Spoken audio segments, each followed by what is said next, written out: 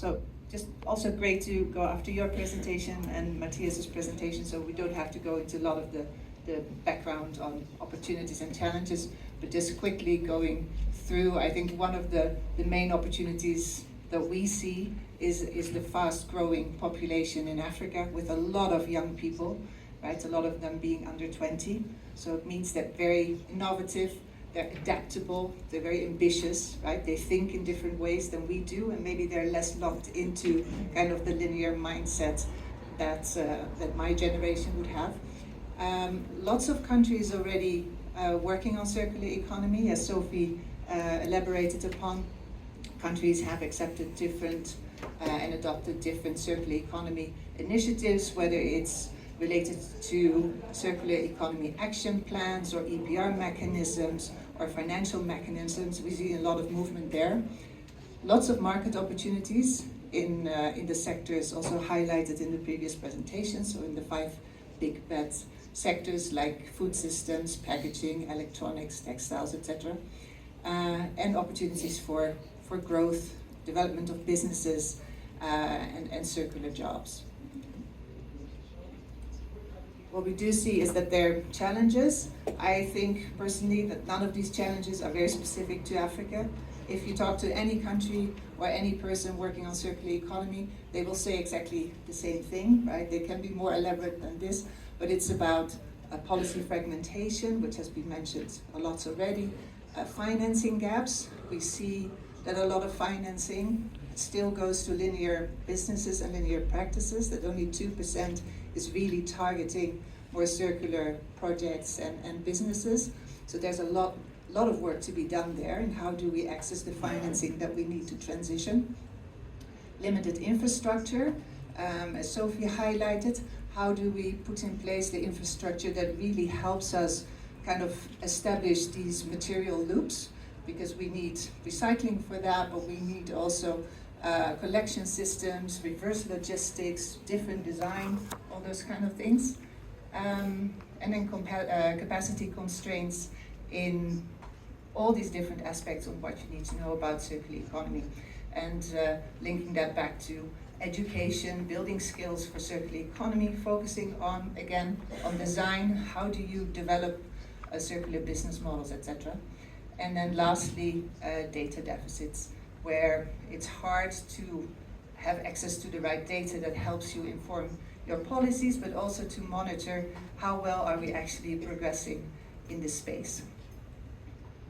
So here I hope you have better eyes than I have, so I will not expect you to be able to read this, but just a few of the great momentum actions that we see. Lots of countries have adopted national circular economy strategies, like regional, like the African Union Continental Circular Economy Action Plan, those type of initiatives.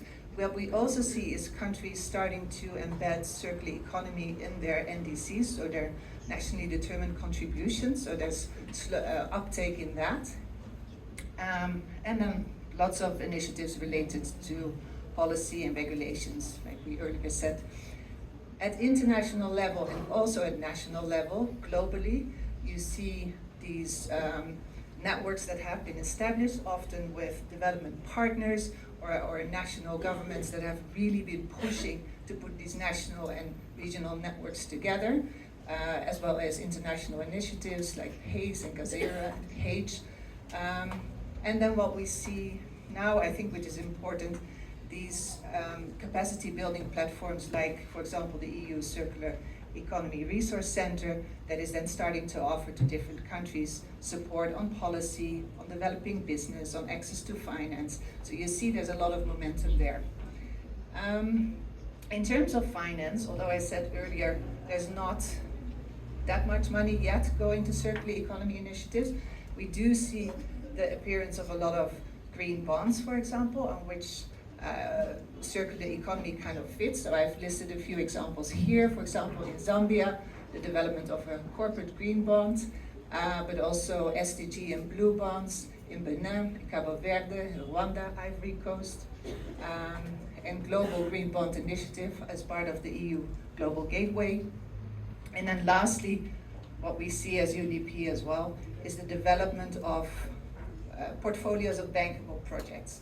So how do you come up with good projects in which that need to be linked to kind of investments, and how do you help these projects advance so they become bankable and can be linked to that type of financing.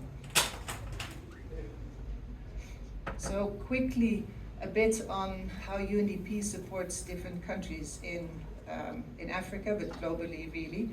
I've tried to summarize this in 6 points, which is always a little bit hard. Quickly going through those. So one of the things UNDP supports are innovation hubs through accelerator labs in Africa, in 18 African countries.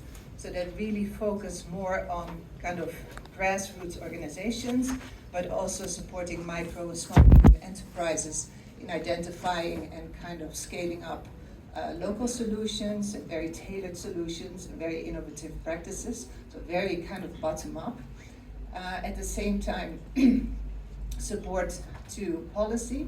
So currently, UNDP is supporting about 39 African countries in developing policy related to circular economy roadmaps, regulatory measures related to EPR, but also regulations that incentivize circular economy measures. And we also support kind of embedding circular economy in sectoral specific plans, like NDCs, as I mentioned earlier.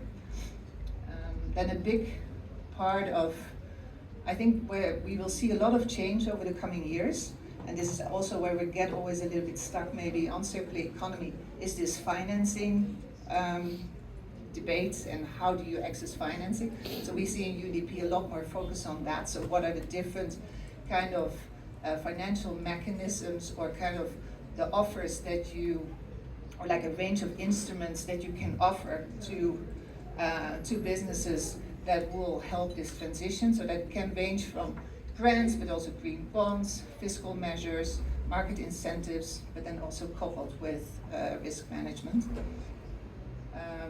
Then on data and digital technologies, we support mostly national platforms that collect that type of data, but also help with the development of digital tools for very specific solutions.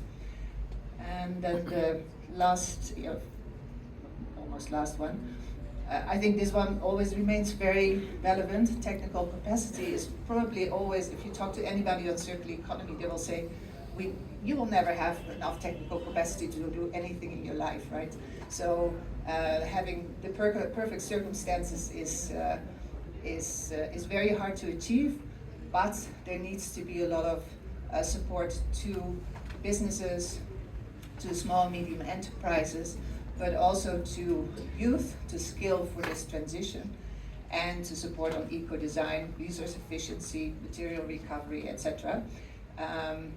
But also supporting kind of these kind of bottom-up approaches, but at the same time also looking at kind of large-scale industry. How do we support industrial parks, for example, in making these big heaps to kind of a circular economy? So how do you support them to transition, and how do you connect kind of the supply chains that are supported by SMEs to benefit at the same time? And then lastly, how do you change demand? But I'm sure that we'll talk about that a lot this week as well.